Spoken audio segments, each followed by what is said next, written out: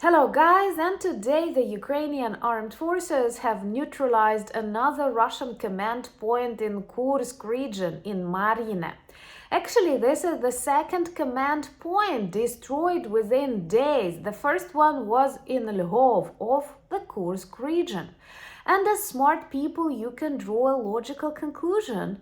Russians keep commanders in command points. So the destruction of the command point means that more Russian officers join the majority of the Russian army in hell, where they definitely belong.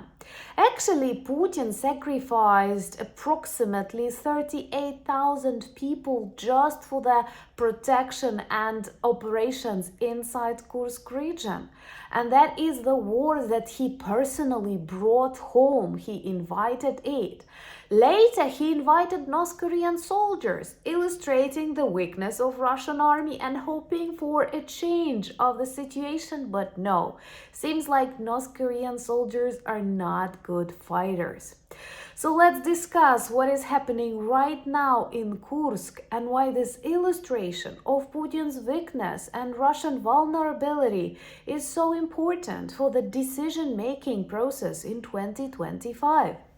My name is Anna, I'm from Ukraine, I'm in Ukraine, and if you want to see the defeat and demilitarization of Russia and also protect yourself against their evil narratives and hybrid warfare, subscribe. We discuss all of that on the channel.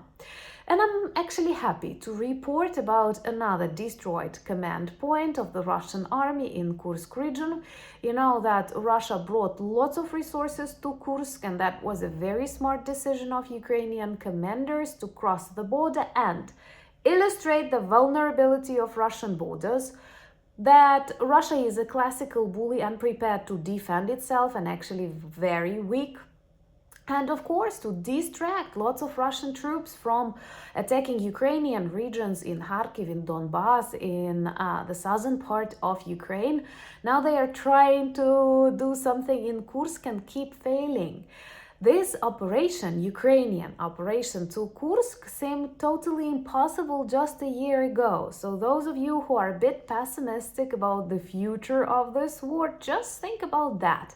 On the 6th of August, Ukrainian troops crossed the border of the Russian Federation and keep controlling lots of its cities. But an important reminder, we don't need any of the Russian territory. We want 1991 borders. And I hope that more and more of the Russian population will come to this conclusion too, that everything they want is 1991 borders and a different president. Because, you know, I was thinking about Kursk, and that Kursk is actually very symbolic for Putin's career. It began with the tragedy of the submarine Kursk. I don't know if you remember about that, but it happened at the very start of Putin's career. And he decided to sacrifice sailors on this underwater boat. They could have been saved, and other countries offered their help and operations to save these people, but perhaps they were doing something wrong, or Putin knew something, and he decided he is ready to sacrifice these people. It was awful because it happened literally with people watching, and I don't want to imagine what these sailors were thinking when they could have been saved. They were writing to their families, and it's like real tragedy, and Putin began his life with that, his political life with that. And you know, I was at school actually, and it's insane because, oh my God, Putin was already the president of Russia when I was still at school. I know, like, girls are always young, but that is a very long period. Like, half of my life, Putin, more than half of my life, Putin is the president of Russia. And there are literally generations of Russians that were born, went to school, university, army, died in the front lines in Ukraine, and Putin is still the president. This is so wrong. He's not a president, he is a criminal who controls everything in this very weak and traumatized population.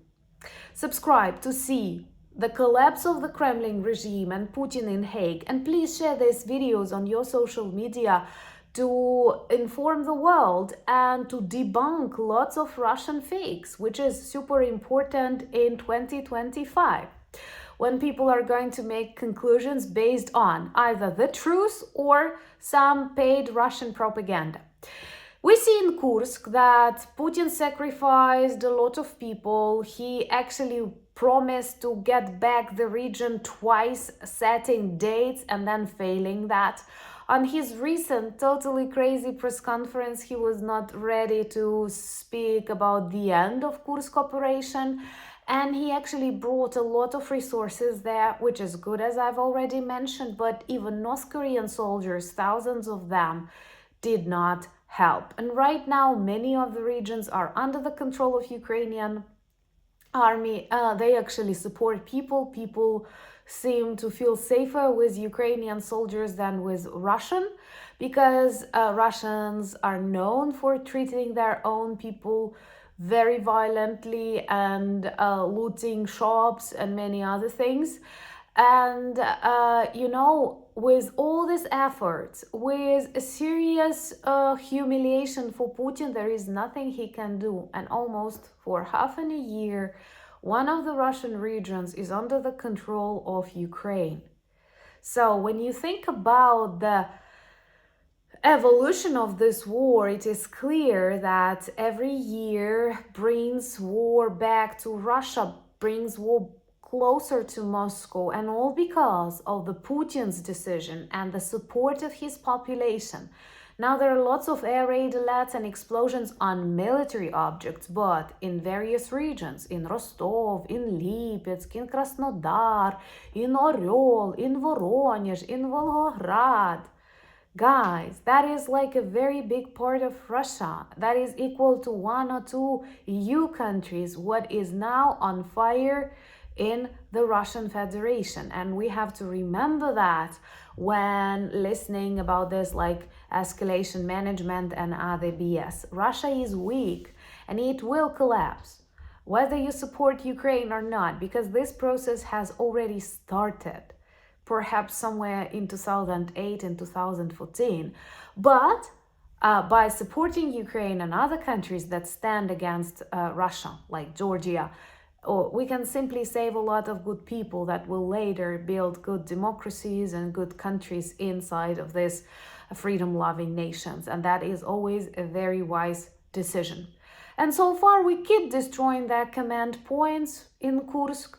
We keep paralyzing their resources close to the front lines. We target their logistics. It happens all the time. And most importantly, in the last months, we have neutralized a number of top Russian military officers or missile construction developers inside Moscow.